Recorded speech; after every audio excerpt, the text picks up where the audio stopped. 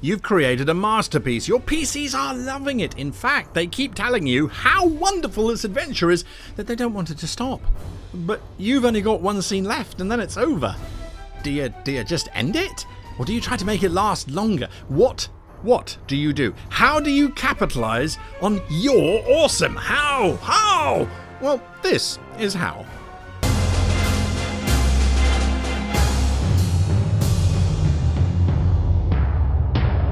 Today's video is brought to you by World Anvil, the ultimate world-building tool.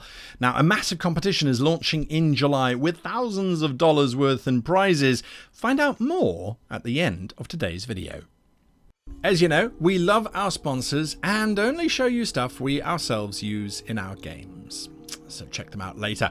Okay, so hello and welcome to this week's episode of How to Be a Great GM. My name is Guy and we're talking about adding more to your existing adventure. Padding it out, so making it last a little bit longer. But there are some good ways to do it and there are some bad ways to do it, right?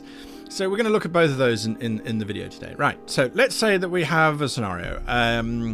Our heroine has been tasked to find the missing prince, rumoured to have been abducted by the evil senator, right? Our PC goes on a journey and obviously they're fighting off rock ogres and wyverns, and finally she and the party arrive at the senator's lair to find that the prince is actually in league with the senator and they needed the heroine to be away from the city so they could kill her and her companions. Mwahaha. However, she and her companions defeat the prince, but the evil senator escapes. Of course he does. They pursue, killing, let's say, a hydra on their way. They journey to his secret lair. The players are beside themselves with joy. They're loving this adventure. But all that's left is for them to basically kill the senator. That's what you've got planned anyway. And why not? I mean, this is a solid adventure. So how do you pad it? How? Well, we have a few options available to us. But before we hit those options, there are some that you shouldn't do. There are some bad options, and the most obvious one that we all go for is an increase of power, damage, and health of the encounters that you've already planned. We give them more hit points. Now, that isn't padding an adventure. That is making combat last longer, and it's horrid. Your pace, which has been excellent thus far, suddenly hits like this mud pool. Avoid it like the plague. Put a mask on it and keep it 6 feet away from you. Just make it go away. Make it go away. So that's a bad one. What are some good ones? Well, these are some good ones. These are what we've got in our arsenal. So we've got side quests, we've got unexpected enemies, and we have complications. Although they seem like they are in order here, they're actually not. They're not mutually exclusive. They could be in any order, and sometimes you just one and you use them, and sometimes they work together. So how do they actually work? Well, side quests are red herrings. They literally have nothing to do with the main quest, but seem to be urgent enough that they must be done now. So what is critical to realize, though, that these are single session, once-off, short additions to your game, not multi-session events. Why? Well, because if it lasts longer than a single session, it's become an adventure on its own, and you're detracting from your adventure that you wanted to make better. That's not our goal. We want to pad our existing adventure. A side quest might be the senator has sent his pet rock golem to attack a nearby village and kill everyone. The PC must stop the rock golem or sacrifice the village. Now, side quests only work if you make sure the PCs are aware that time is not a factor. A lot of the time, a side quest will be ignored by the players because they worried the main quest must be done now.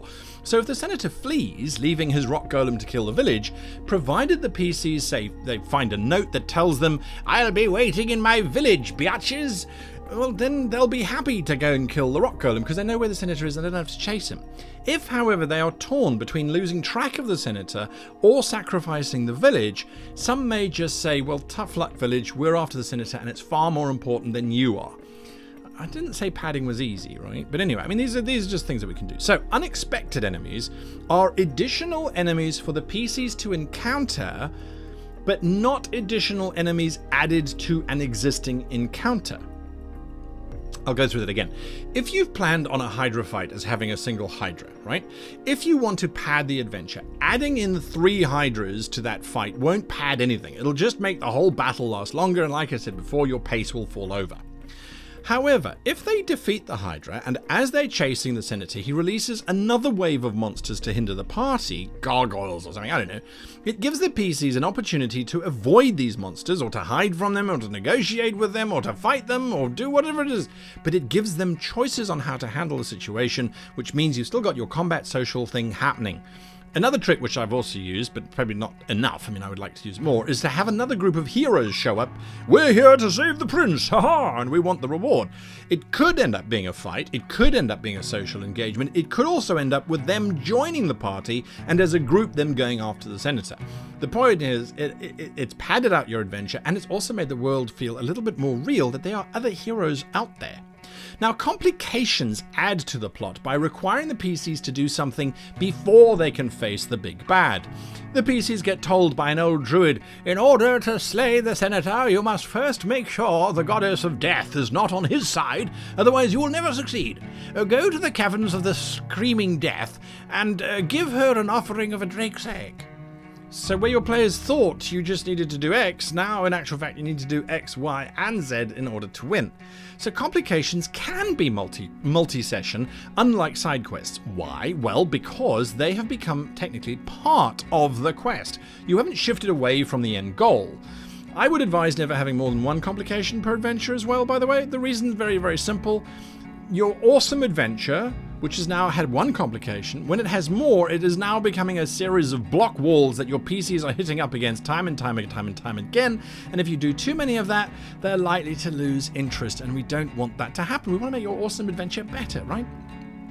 So now that we have 3 types of padding options open to us, and please folks, I mean, let's share, feel free, how do you pad adventures? Leave it in the comments below.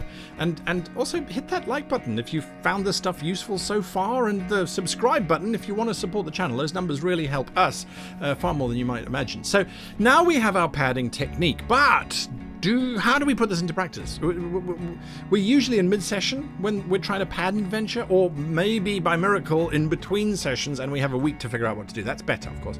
So I created a list of at least 3 names, 3 objects, and 3 locations. 3 names, 3 objects, and 3 locations.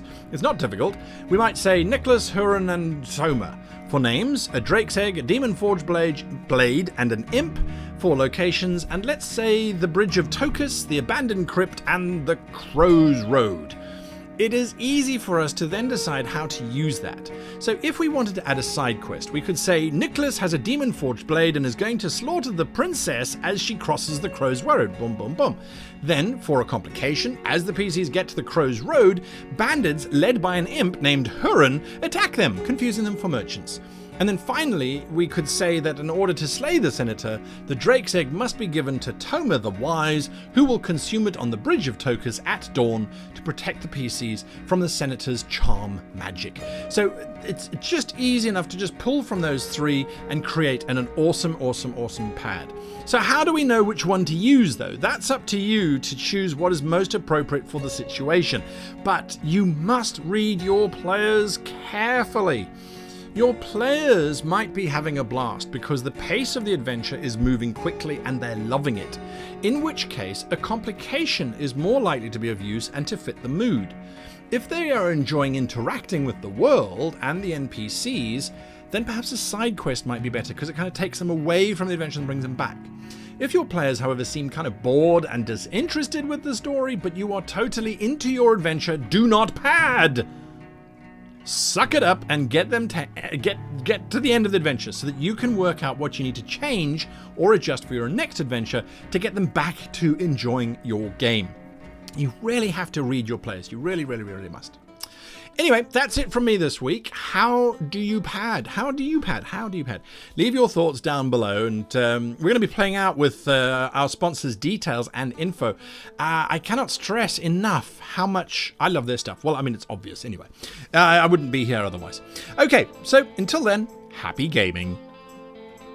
World Anvil has been a sponsor and partner of this channel for years, and we are delighted to announce the launch of their annual summer camp competition starting in July. 33 world-building prompts will be given to you over the course of 31 days starting July 1st at 6 p.m. GMT. There are thousands of dollars of prizes to be won, so make sure you sign up for your free account today or use the code GREATGM to score a discount on a subscription. Big thanks to my Patreons as well, who also ensure the continued operation of this channel. Until next time, however, goodbye.